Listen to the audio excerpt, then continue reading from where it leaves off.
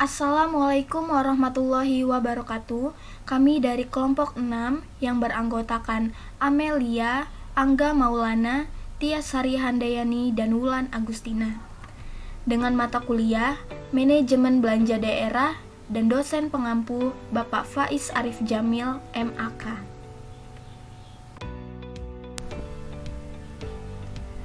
Di sini kami akan menjelaskan mengenai klasifikasi belanja daerah. Yang pertama, terdapat paradigma New Public Management atau NPM. Yang kedua, penerapan NPM di Indonesia.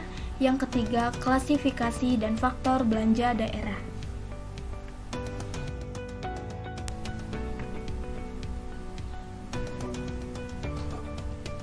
Yang pertama, paradigma New Public Management atau NPM.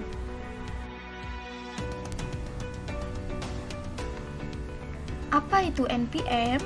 Pada dasarnya, para teoritis mengembangkan model NPM atau New Public Management sebagai upaya mengatasi keresahan akan berbagai persoalan yang dihadapi dalam birokrasi yang cenderung buruk dalam memberikan pelayanan kepada masyarakat yang disebabkan antara lain oleh pola kerja yang masih tradisional, telah usang sehingga tidak mampu mengakomodir perubahan lingkungan yang begitu cepat. Model NPM menawarkan suatu pendekatan manajerial yang adaptif terhadap berbagai perubahan, sehingga berbagai pelayanan kepada masyarakat akan terpenuhi sesuai harapan. Menurut Rosenblum dan Krafthak 2005, manfaat yang diperoleh dari penerapan NPM adalah pembangunan birokrasi senantiasa memperhatikan mekanisme pasar, mendorong kompetensi dan kontrak untuk mencapai hasil, harus lebih responsif terhadap kebutuhan pelanggan, harus lebih bersifat mengarahkan daripada menjalankan sendiri, harus melakukan deregulasi, memberdayakan para pelaksana agar lebih efektif. Selain itu, NPM juga menekankan budaya organisasi yang lebih fleksibel, inovatif, berjiwa wirausaha, dan pencapaian hasil, ketimbang budaya taat asas, orientasi pada proses dan input.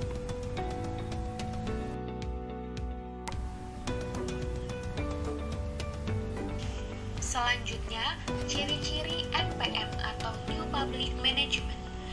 Osborne dan MC Laughlin tahun 2002 dalam Howdy mengemukakan sejumlah ciri dasar NPM, yaitu sebagai berikut.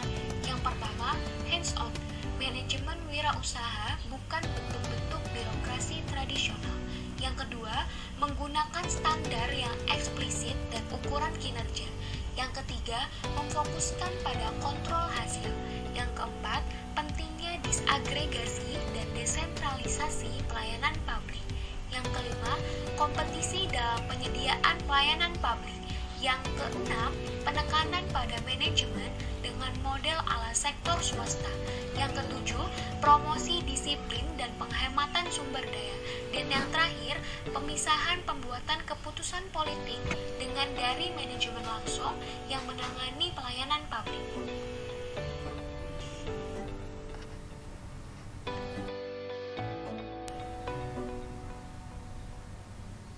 Selanjutnya, pengertian dan tujuan NPM atau New Public Management.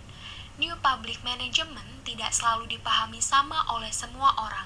Bagi sementara orang, NPM adalah suatu sistem manajemen desentral dengan perangkat-perangkat manajemen baru seperti controlling, benchmarking, dan learn management.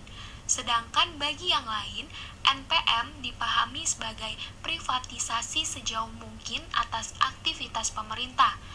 NPM sebenarnya hadir dengan tujuan untuk merubah administrasi publik sedemikian rupa, sehingga kalaupun belum bisa menjadi perusahaan, ia bisa lebih bersifat seperti perusahaan. Administrasi publik sebagai penyedia jasa bagi warga harus sadar akan tugasnya untuk menghasilkan layanan yang efisien dan efektif. Tapi, di lain pihak, ia tidak boleh berorientasi pada laba. Padahal, ini wajib bagi sebuah perusahaan kalau ia ingin tetap bertahan dalam pasar yang penuh persaingan.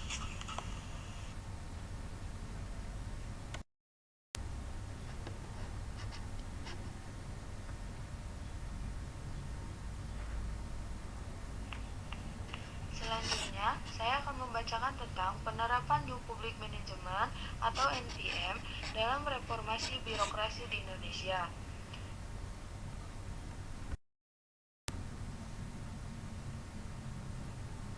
Merujuk konsep NPM oleh Hood tahun 1991, untuk mengimplementasikan NPM, manajemen administrasi publik harus dijalankan dengan memperhatikan komponen sebagai berikut. Yang pertama, manajemen sektor publik yang profesional. Yang kedua, standar kinerja dan ukuran kinerja. Yang ketiga, lebih menekankan pada pengendalian output dan outcome. Yang keempat, pemecahan unit-unit kerja. Yang kelima, menciptakan persaingan di sektor publik. Yang keenam, pengadopsian gaya manajemen di sektor bisnis ke dalam sektor publik. Yang ketujuh atau yang terakhir yaitu disiplin dan hemat dalam menggunakan sumber daya.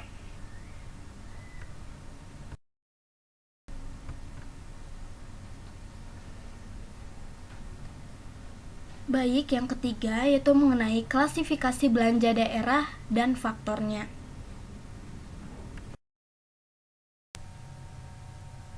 Klasifikasi belanja daerah. Pertama, menurut ketentuan peraturan perundang-undangan Undang-Undang Nomor 17 Tahun 2003 tentang Keuangan Negara dalam pasal 15 ayat 5 dan pasal 20 ayat 5. Undang-Undang Nomor 17 Tahun 2003 tentang Keuangan Negara disebutkan bahwa APBN yang telah disetujui oleh DPR merinci sampai dengan unit organisasi, fungsi, program kegiatan dan jenis belanja.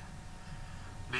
PP Nomor 24 Tahun 2005 tentang standar akuntansi pemerintahan belanja diklasifikasikan menurut ekonomi atau jenis belanja.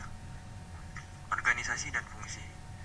Klasifikasi ekonomi untuk pemerintah pusat meliputi belanja operasi atau belanja pegawai, belanja barang, bunga, subsidi, hibah, dan bantuan sosial, belanja modal, dan belanja lain-lain. Klasifikasi belanja menurut fungsi dibagi menjadi pelayanan umum, pertahanan, ketertiban, dan ketentraman ekonomi, perlindungan lingkungan hidup, perumahan dan pemukiman, kesehatan, pariwisata dan budaya, agama, pendidikan, dan perlindungan sosial. Kedua, menurut fungsi artinya klasifikasi ini digunakan sebagai dasar untuk penyusunan anggaran berbasis kinerja guna memperoleh manfaat sebesar-besarnya. Rincian belanja negara menurut fungsi antara lain terdiri dari pelayanan umum, pertahanan, ketertiban, dan keamanan, ekonomi, lingkungan hidup, perumahan dan fasilitas umum, kesehatan, pariwisata, budaya, agama, pendidikan, dan perlindungan sosial. Disesuaikan dengan tugas masing-masing kementerian negara atau lembaga. Oleh karena itu, program kementerian negara atau lembaga harus diarahkan untuk mencapai hasil dan keluaran yang telah ditetapkan sesuai dengan rencana kerja pemerintah.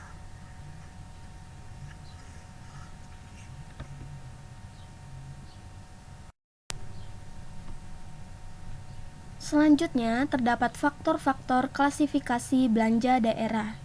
Belanja diklasifikasikan menurut klasifikasi ekonomi atau jenis belanja dan fungsi. Penjelasan lebih lanjut untuk setiap klasifikasi diuraikan sebagai berikut. Yang pertama, klasifikasi ekonomi. Klasifikasi ekonomi adalah pengelompokan belanja yang didasarkan pada jenis belanja untuk melaksanakan suatu aktivitas. Klasifikasi ekonomi untuk pemerintah pusat yaitu belanja pegawai, belanja barang, belanja modal, bunga, subsidi, hibah, bantuan sosial, dan belanja lain-lain. Yang kedua, klasifikasi menurut organisasi publik. Klasifikasi menurut organisasi publik yaitu klasifikasi berdasarkan unit organisasi pengguna anggaran. Dan yang terakhir atau yang ketiga adalah klasifikasi fungsi. Klasifikasi menurut fungsi adalah klasifikasi yang didasarkan pada fungsi-fungsi utama pemerintah pusat atau daerah dalam memberikan pelayanan kepada masyarakat.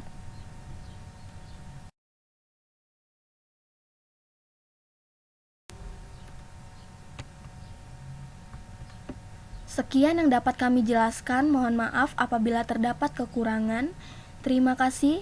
Wassalamualaikum warahmatullahi wabarakatuh.